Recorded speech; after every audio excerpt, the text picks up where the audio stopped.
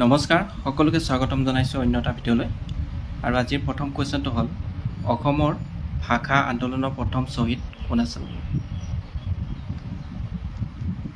শুদ্ধ অপশ্যনটো হ'ব অপশ্যন বি ৰঞ্জিত বৰপূজাৰী অসমৰ ভাষা আন্দোলনৰ প্ৰথম শ্বহীদ আছিল ৰঞ্জিত বৰপূজাৰী নেক্সট কোৱেশ্চন কোন চনত টোকলাই চাহ গৱেষণা প্ৰতিষ্ঠান প্ৰতিষ্ঠা হৈছিল শুদ্ধ অপশ্যনটো হ'ব অপশ্যন এ 1911 চনত নেক্সট কোৱেশ্চন অসমৰ মুঠ ক্ষেত্ৰফলৰ কিমান শতাংশ বনাঞ্চলৰ অধীনত আছে শুদ্ধ অপশ্যনটো হ'ব অপশ্যন বি 34.21 শতাংশ নেক্সট কোৱেশ্চন ভাৰতৰ উচ্চতম ন্যায়ালয়ৰ প্ৰথম অসমীয়া মুখ্য ন্যায়াধীশ কোন আছিল শুদ্ধ অপশ্যনটো হ'ব অপশ্যন এ পাৰ্বতী কুমাৰ গোস্বামী ভাৰতৰ উচ্চতম ন্যায়ালয়ৰ প্ৰথম অসমীয়া মুখ্য ন্যায়াধীশ আছিল পাৰ্বতী কুমাৰ গোস্বামী নেক্সট কোৱেশ্চন ভাৰতত ব্ৰহ্মপুত্ৰ নদীৰ মুঠ দৈৰ্ঘ্য কিমান কি হৈছে ভাৰতত ব্ৰহ্মপুত্ৰ নদীৰ মুঠ দৈৰ্ঘ্য কিমান শুদ্ধ অপশ্যনটো হ'ব অপশ্যন এ 916 কিলোমিটাৰ ভাৰতত ব্ৰহ্মপুত্ৰ নদীৰ মুঠ দৈৰ্ঘ্য হ'ল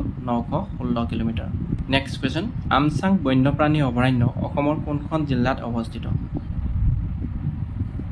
শুদ্ধ অপশ্যনটো হ'ব অপশ্যন ডি কামৰূপ মহানগৰ আমচাং বন্যপ্ৰাণী অভয়াৰণ্যখন কামৰূপ মহানগৰত অৱস্থিত নেক্সট কোৱেশ্চন অসমত কেতিয়া পৰিবহণ বিভাগ প্ৰতিষ্ঠা কৰা হৈছিল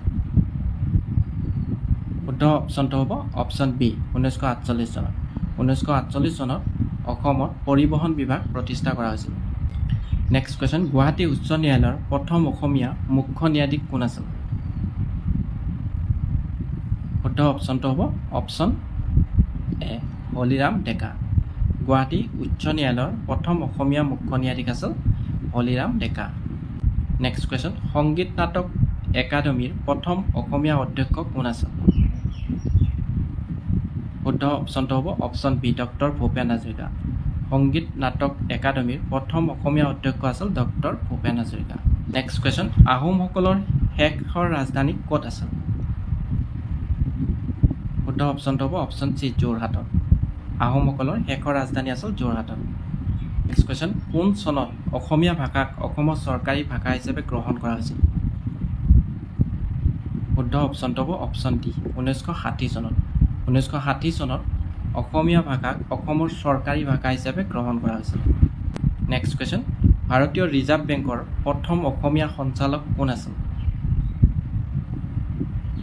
শুদ্ধ অপশ্যনটো হ'ব অপশ্যন চি গণেশ ফুকন ভাৰতীয় ৰিজাৰ্ভ বেংকৰ প্ৰথম অসমীয়া সঞ্চালকজন আছিল গণেশ ফুকন নেক্সট কোৱেশ্চন কেন্দ্ৰীয় মন্ত্ৰীসভাত প্ৰথম অসমীয়া কেবিনেট মন্ত্ৰী কোন আছিল শুদ্ধ অপশ্যনটো হ'ব অপশ্যন বি ফখৰুদ্দিন আলী আহমেদ কেন্দ্ৰীয় মন্ত্ৰীসভাত প্ৰথম অসমীয়া কেবিনেট মন্ত্ৰী আছিল ফখৰুদ্দিন আলী আহমেদ নেক্সট কোৱেশ্চন অসমৰ সৈতে আটাইতকৈ চুটি সীমাৰেখা ভাগ কৰা উত্তৰ পূৰ্বাঞ্চলৰ ৰাজ্য কোনখন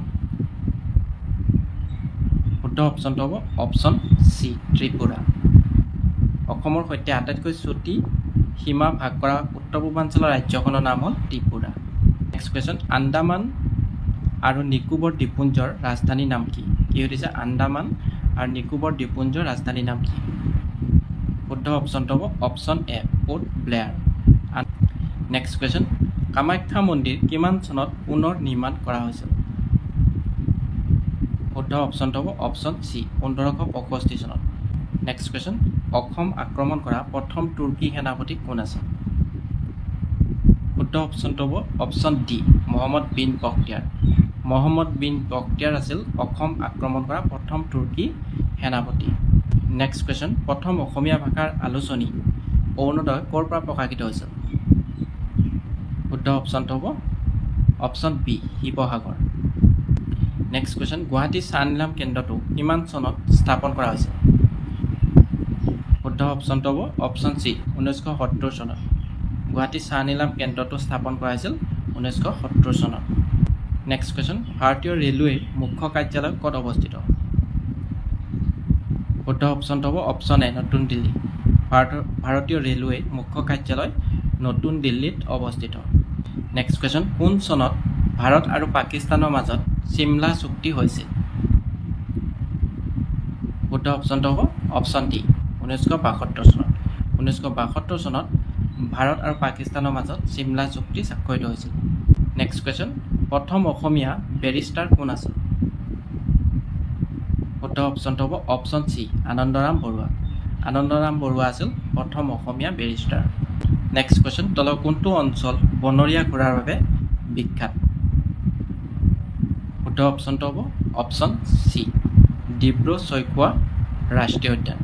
ডিব্ৰু-চৈখোৱা ৰাষ্ট্ৰীয় উদ্যানখন বনৰীয়া ঘোঁৰাৰ বাবে বিখ্যাত। নেক্সট কুৱেশ্যন, এইমছৰ প্ৰথম অসমীয়া সঞ্চালক কোন আছিল? শুদ্ধ অপশ্যনটো হ'ব অপশ্যন এ, ৰমেশ চন্দ্ৰ ডেকা। এইমছৰ প্ৰথম অসমীয়া সঞ্চালকজনৰ নাম আছিল ৰমেশ চন্দ্ৰ ডেকা। নেক্সট কুৱেশ্যন, চিল্কা হ্ৰদ ভাৰতৰ কোনখন ৰাজ্যত অৱস্থিত?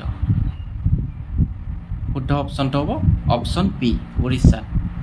চিল্কা হ্ৰদ ভাৰতৰ উৰিষ্যা ৰাজ্যত অৱস্থিত। নেক্সট কুৱেশ্যন, ব্ৰহ্মপুত্ৰ নদীৰ ওপৰত নিৰ্মাণ কৰা দ্বিতীয়খন দলঙৰ নাম কি?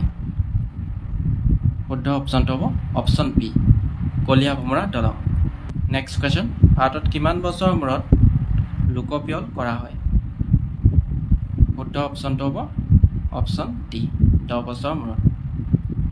নেক্সট কুৱেশ্যন, ভাৰতত পোনপ্ৰথমবাৰৰ বাবে ক'ত পঞ্চায়তী ৰাজ ব্যৱস্থা আৰম্ভণি হৈছিল? শুদ্ধ অপশ্যনটো হ'ব অপশ্যন এ, ৰাজস্থান। ৰাজস্থানত প্ৰথমতে পঞ্চায়তী ৰাজ ব্যৱস্থা আৰম্ভণি হৈছিল। নেক্সট কুৱেশ্যন, কোন চনত ডক্টৰ ভূপেন হাজৰিকাই ভাৰত ৰত্ন সন্মান লাভ কৰিছিল? শুদ্ধ অপশ্যনটো হ'ব অপশ্যন ডি, 2019 চনত। 2019 চনত ডক্টৰ ভূপেন হাজৰিকাই ভাৰত ৰত্ন সন্মান লাভ কৰিছিল। নেক্সট কুৱেশ্যন, অসম চুক্তিৰ বাবে কোনটো শোধনাগাৰ স্থাপন কৰা হৈছিল? শুদ্ধ অপশ্যনটো হ'ব option A, Numaligarh. Next question, Tilinga Mandir অসমৰ কোনখন জিলাত অৱস্থিত? শুদ্ধ অপশ্যনটো হ'ব option B, Tinsukia. Next question, Dhola Sadiya দলংখন কোনটো নদীৰ ওপৰত নিৰ্মাণ কৰা হৈছে? শুদ্ধ অপশ্যনটো হ'ব অপশ্যন বি, লোহিত। ঢলা শদিয়া দলংখন লোহিত নদীৰ ওপৰত নিৰ্মাণ কৰা হৈছে। নেক্সট কুৱেশ্যন, ধুদৰ আলি কোনে নিৰ্মাণ কৰাইছিল? শুদ্ধ অপশ্যনটো হ'ব অপশ্যন বি, গদাধৰ সিংহ। ধুদৰ আলি নিৰ্মাণ কৰাইছিল গদাধৰ সিংহই। নেক্সট কুৱেশ্যন, কোনে শকুন্তলা নামৰ অসমীয়া চলচ্চিত্ৰখন পৰিচালনা কৰিছিল? শুদ্ধ অপশ্যনটো হ'ব অপশ্যন বি, ডক্টৰ ভূপেন হাজৰিকাই। ডক্টৰ ভূপেন হাজৰিকাই শকুন্তলা নামৰ অসমীয়া চলচ্চিত্ৰখন পৰিচালনা কৰিছিল। নেক্সট কুৱেশ্যন, মিৰি জীয়ৰী উপন্যাসখনত কোনখন নদীৰ নাম উল্লেখ আছে? শুদ্ধ অপশ্যনটো হ'ব অপশ্যন এ, সোৱণশিৰি। মিৰি জীয়ৰী উপন্যাসখনত সোৱণশিৰি নদীখনৰ বিষয়ে উল্লেখ আছে। নেক্সট কুৱেশ্যন, ভাৰতৰ আটাইতকৈ ডাঙৰ সুৰংগ জৱাহৰ ক'ত অৱস্থিত? শুদ্ধ অপশ্যনটো হ'ব অপশ্যন ডি, জম্মু আৰু কাশ্মীৰত। নেক্সট কুৱেশ্যন, কাৰ কাৰ্যকালত ভাৰতত প্ৰথম লোকপিয়ল অনুষ্ঠিত হৈছিল? শুদ্ধ অপশ্যনটো হ'ব অপশ্যন চি, লৰ্ড মেয়'। লৰ্ড মেয়'ৰ শাসনকালত ভাৰতত প্ৰথম লোকপিয়ল অনুষ্ঠিত হৈছিল। নেক্সট কুৱেশ্যন, কোনখন দেশত বিশ্বৰ সৰ্ববৃহৎ বাঘ সংৰক্ষিত অঞ্চল অৱস্থিত? শুদ্ধ অপশ্যনটো হ'ব অপশ্যন এ, ম্যানমাৰ। ম্যানমাৰত বিশ্বৰ সৰ্ববৃহৎ বাঘ সংৰক্ষিত অঞ্চল অৱস্থিত। নেক্সট কুৱেশ্যন, ভাৰতীয় সংবিধানত সংশোধনী গণতন্ত্ৰৰ ধাৰণাটো কোনখন দেশৰ সংবিধানৰ পৰা লোৱা হৈছে? শুদ্ধ অপশ্যনটো হ'ব অপশ্যন ডি, গ্ৰেট ব্ৰিটেইন। ভাৰতীয় সংবিধানত সংসদীয় গণতন্ত্ৰৰ ধাৰণাটো গ্ৰেট ব্ৰিটেইন সংবিধানৰ পৰা লোৱা হৈছে। নেক্সট কুৱেশ্যন, মিৰি জীয়ৰী উপন্যাসখন কিমান চনত ৰচনা কৰা হৈছিল? শুদ্ধ অপশ্যনটো হ'ব অপশ্যন চি, 1894 চনত। 1894 চনত মিৰি জীয়ৰী উপন্যাসখন ৰচনা কৰা হৈছিল। নেক্সট কুৱেশ্যন, ভাৰতৰ সৰ্ববৃহৎ কেন্দ্ৰীয় শাসিত অঞ্চল কোনখন? শুদ্ধ অপশ্যনটো হ'ব অপশ্যন এ, লাডাখ। ভাৰতৰ সৰ্ববৃহৎ কেন্দ্ৰীয় শাসিত অঞ্চল হ'ল লাডাখ। নেক্সট কুৱেশ্যন, নিম্নলিখিত কোনখন ভাৰতীয় ৰাজ্যৰ কোনো সামুদ্ৰিক সীমা নাই? শুদ্ধ অপশ্যনটো হ'ব অপশ্যন এ, ৰাজস্থান। ৰাজস্থানৰ কোনো সামুদ্ৰিক সীমা নাই। নেক্সট কুৱেশ্যন, কোন ৰাজবংশৰ ৰাজত্বকালত কামৰূপৰ মদন কামদেৱৰ মন্দিৰ নিৰ্মাণ কৰা হৈছিল? শুদ্ধ অপশ্যনটো হ'ব অপশ্যন চি, পাল ৰাজবংশ। পাল ৰাজবংশৰ সময়ত কামৰূপত মদন কামদেৱৰ মন্দিৰ নিৰ্মাণ কৰা হৈছিল। নেক্সট কুৱেশ্যন, বৰ্তমান সংবিধানৰ 8ম অনুসূচীত কিমানটা ভাষা আছে? শুদ্ধ অপশ্যনটো হ'ব অপশ্যন চি 22টা। নেক্সট কুৱেশ্যন, অসম চৰকাৰে অৰুণোদয় আঁচনিখনৰ কেতিয়া মুকলি কৰিছিল? শুদ্ধ অপশ্যনটো হ'ব অপশ্যন ডি 2020 চনৰ 2 অক্টোবৰ তাৰিখে অসম চৰকাৰে অৰুণোদয় আঁচনিখন মুকলি কৰিছিল। নেক্সট কুৱেশ্যন, লাল বাহাদুৰ শাস্ত্ৰী আন্তঃৰাষ্ট্ৰীয় বিমানবন্দৰ কোনখন চহৰত অৱস্থিত? শুদ্ধ অপশ্যনটো হ'ব অপশ্যন চি বাৰাণসী। লাল বাহাদুৰ শাস্ত্ৰী আন্তঃৰাষ্ট্ৰীয় বিমানবন্দৰ বাৰাণসীত অৱস্থিত। নেক্সট কুৱেশ্যন, ভিটামিন চিৰ অভাৱত তলৰ কোনটো ৰোগ হয়? শুদ্ধ অপশ্যনটো হ'ব অপশ্যন এ স্কাবি। ভিটামিন চিৰ অভাৱত হোৱা ৰোগটো হ'ল স্কাবি ৰোগ। নেক্সট কুৱেশ্যন, অলিম্পিকত অংশগ্ৰহণ কৰা প্ৰথম অসমীয়া মহিলা খেলুৱৈ কোন আছিল? শুদ্ধ অপশ্যনটো হ'ব option C Lovlina Borgohain. Next question, কোনখন ৰাজ্য বা কেন্দ্ৰীয় শাসিত অঞ্চলত নন্দা দেৱী শৃংগ অৱস্থিত? শুদ্ধ অপশ্যনটো হ'ব অপশ্যন চি উত্তৰাখণ্ডত। উত্তৰাখণ্ডত নন্দা দেৱী শৃংগ অৱস্থিত। নেক্সট কুৱেশ্যন, তলৰ কোনটো সম্পদ নৱীকৰণযোগ্য? শুদ্ধ অপশ্যনটো হ'ব অপশ্যন এ বায়ুত থকা অক্সিজেন। বায়ুত থকা অক্সিজেন হ'ল নৱীকৰণযোগ্য সম্পদ। নেক্সট কুৱেশ্যন, ভাৰতৰ কোনখন চহৰক পূবৰ এথেন্স বুলি জনা যায়? শুদ্ধ অপশ্যনটো হ'ব অপশ্যন বি মাদুৰাই।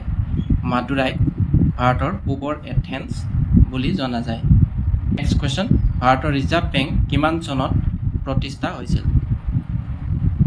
শুদ্ধ অপশ্যনটো হ'ব অপশ্যন বি 1935 চনত। 1935 চনত ভাৰতীয় ৰিজাৰ্ভ বেংক প্ৰতিষ্ঠা কৰা হৈছিল।